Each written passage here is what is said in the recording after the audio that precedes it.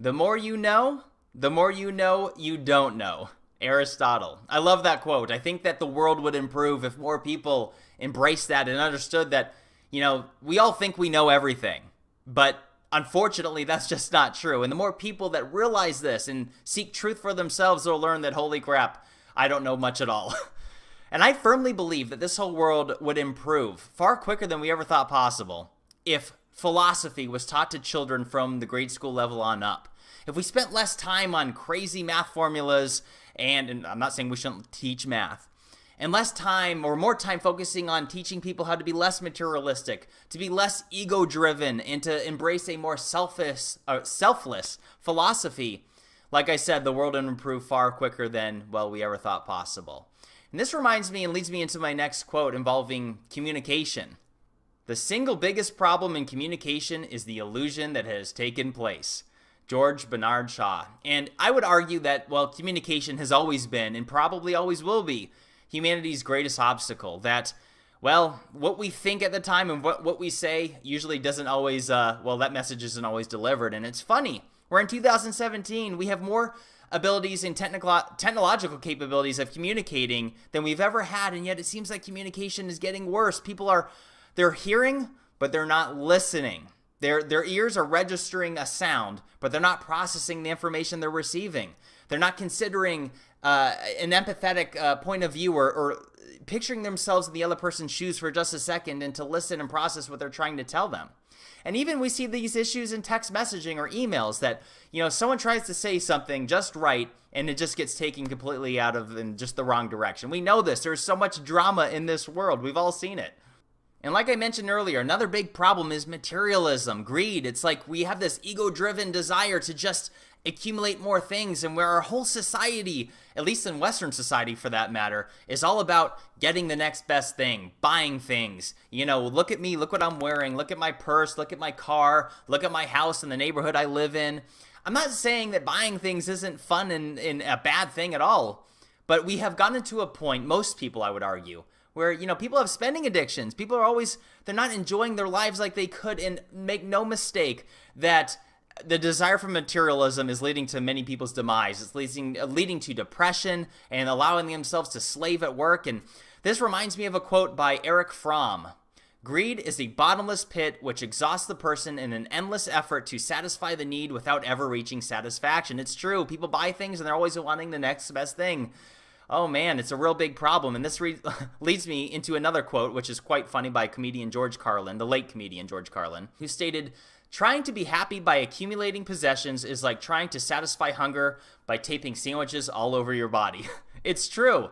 Now, in the title of this video, I stated that these would be thought-provoking quotes. So this one is this might rub some people the wrong way, but it will get people thinking.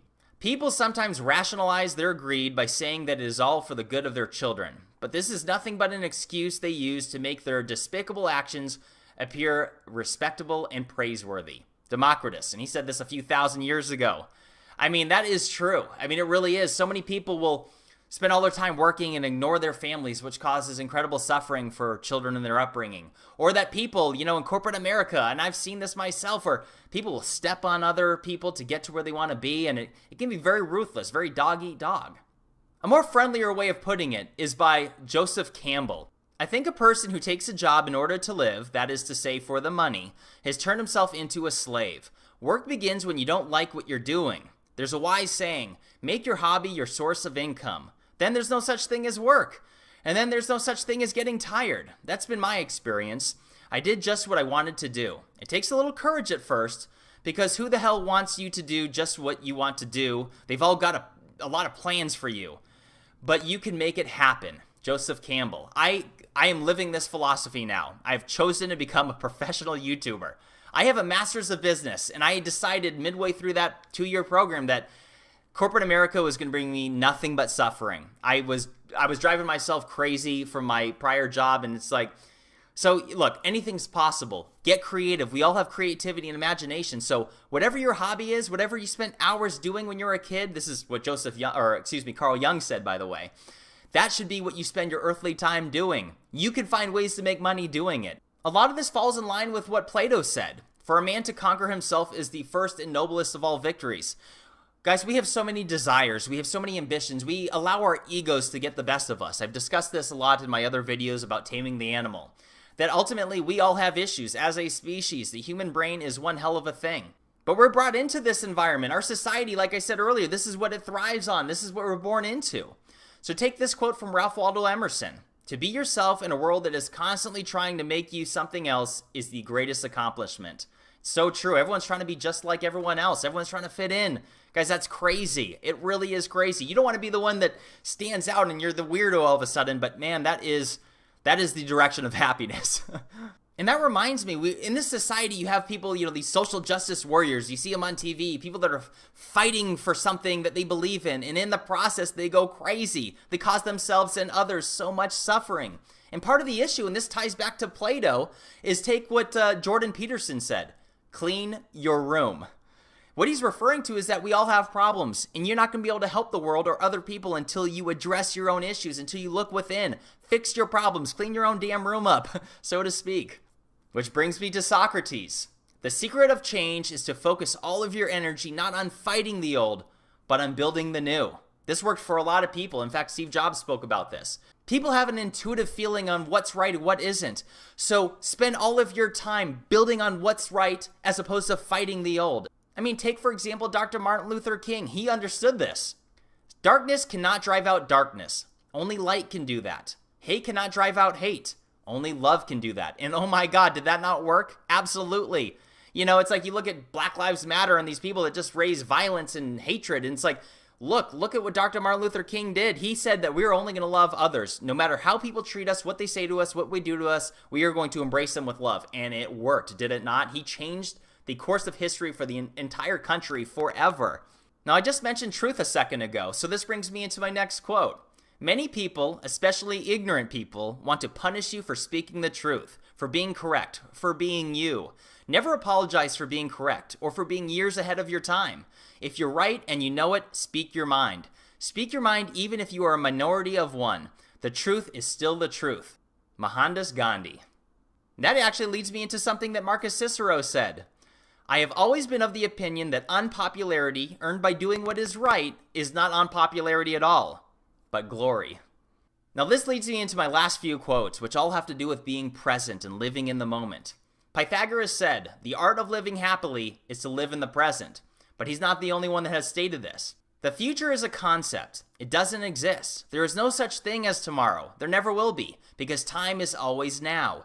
That's one of the things we discover when we stop talking to ourselves and stop thinking. We find there is only the present, only an eternal now. Alan Watts. Which of course reminds me of Eckhart Tolle. Humans are never fully present in the now because unconsciously they believe that the next moment must be more important than this one. But then you miss your whole life, which is never not now. For real, I cannot begin to tell you how much my life has improved once I started embracing this philosophy of living in the present moment. It's true. There is no tomorrow. There is no yesterday. Yes, tomorrow will come. Yesterday happened, of course. But it's always right this instant. And we spend so much time thinking about the future, about the past, that we drive ourselves crazy. We spend our lives not enjoying it because you can't enjoy it when you're lost in your thoughts like that. I know this. And it's something you can practice on. Believe me. I highly recommend you look into the works of Eckhart Tolle and Alan Watts. And in fact, this leads me into one last quote. And I'm going back to Joseph Campbell again. You are the hero of your own story. Joseph Campbell. It's amazing on how many people have been influenced by this quote, myself included. I mean, that's something I'm embracing. Live your life. I mean, guys, map out your life on what it would be that if you had to write a story, an adventure story, what would it be? Become that. Guys, life is short, but you can become anything. The power of your intentions and the will to power cannot be overstated. I've discussed this in other videos. Embrace this. This has worked for many other people. We all have choices. Nothing's easy. You need courage, but you can do it. So anyways, guys, I'm Jimmy. This is Bright Insight. Like and subscribe. Leave me a comment, and I have many other videos to come real soon. Take care, everybody.